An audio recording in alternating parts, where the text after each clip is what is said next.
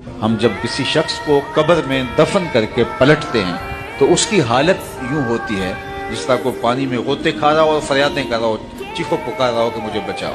یہ حالت اس مرنے والے کی ہوتی ہے۔ اس وقت ہم سارے چاول کھانے میں لگے ہوتے ہیں۔ اس مشکل اور آڑے وقت میں وہ انتظار کرتا ہے کہ میرے لیے کوئی دعا کرے۔ لوگ بحث کر رہے ہیں دعا کرنی چاہیے یا نہیں کرنی چاہیے، اور وہ انتظار کر رہا ہے کہ میرے لیے کسی کے ہاتھ اٹھے۔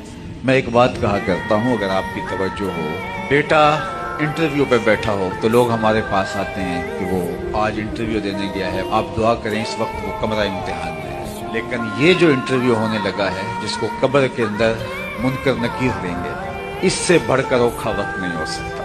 اس لیے اس وقت دعاؤں کی ضرورت ہے کہ اللہ ہمارے بھائی کو، ہمارے باپ کو، ہماری ماں کو، ہمارے اس عزیز کو اللہ استقامت عطا کرنا، اس انٹرویو میں کامیابی عطا فرمانا۔ اس وقت ہم سارے چاول کھانے میں لگے ہوتے ہیں۔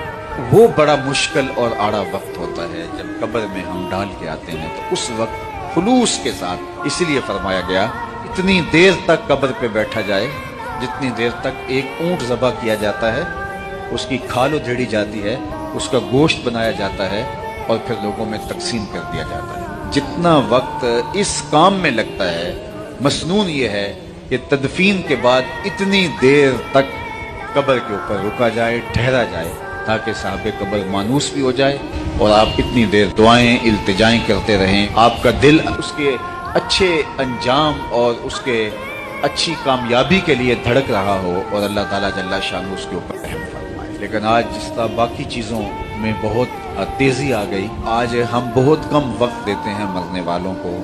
بہت سارے لوگ تو جنازے سے ہی واپس آ جاتے ہیں، چلو کچھ لوگ جنازے کے بعد تدفین میں شامل ہوئے، تو تدفین میں بھی بس کوشش ہوتی ہے کہ جلدی جلدی جو ہے وہ سمیٹے اور واپس آ جاؤ۔ اتنا وقت بھی دیں، جس نے باپ نے ساری زندگی دی، جس ماں نے ساری زندگی دی، جس بھائی نے ساری زندگی دی، آج ہمارے پاس اتنا وقت نہیں ہوتا۔ ہم چاہتے ہیں جلدی جلدی سمیٹو، واپس جانا ہے، جبکہ مسنون کیا ہے؟ جانور ذبح کیا جائے، اونٹ، کھال ادھیڑی جائے، گوشت تیار کیا جائے اور لوگوں میں بانٹا جائے۔ اتنا وقت وہاں ٹھہرنا چاہیے تاکہ وہ اچھی طرح سے مانوس ہو جائے۔